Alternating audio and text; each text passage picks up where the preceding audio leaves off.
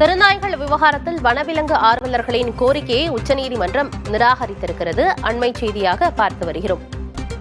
8 வாரங்களுக்குள் டெல்லியை சுற்றியிருக்கக்கூடிய பகுதிகளில் தெருநாய்கள் மற்றும் வெறிநாய்களை பிடித்து காப்பகங்களில் வைக்க வேண்டும் என உச்சநீதிமன்றம் ஆணையிட்டிருந்தது.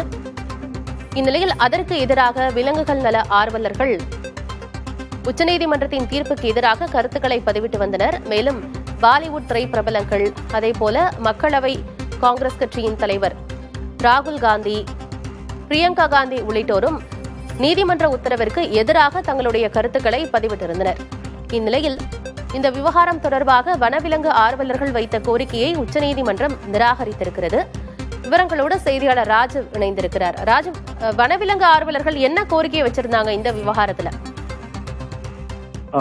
ஆனந்தி, அதாவது கடந்த 11ஆம் தேதி உச்சநீதிமன்றம் இந்த தெருநாய்கள் விவகாரத்தில் பல்வேறு உத்தரவுகளை குறிப்பிட்டிருந்தார்கள். குறிப்பாக தலைநகர் டெல்லியில் சுற்றித் திரியக்கூடிய அந்த தெருநாய்களை காப்பகங்களில் கொண்டு சென்று உரிய பராமரிப்புடன் அதனை வைத்துக் கொள்ளலாம். அதில் 8 வாரத்திற்குள் இந்த அனைத்து தெருநாய்களையும் பிடிக்கப்பட வேண்டும் போன்ற விஷயங்களையும் அறிவுறுத்தலாக மற்றும் உத்தரவுகளை பிறப்பித்திருந்தார்கள்.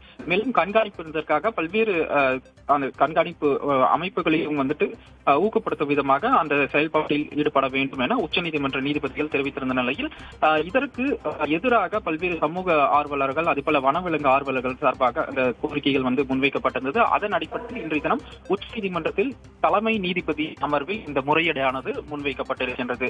வனவிலங்கு ஆர்வலர்கள் சார்பில் ஆஜரான வழக்கறிஞர் இந்த உச்சநீதிமன்றத்தினுடைய கடந்த 11ஆம் தேதி உத்தரவை திரும்ப பெற வேண்டும் என ஒரு முறையீட்டை முன்வைத்திருந்தார்.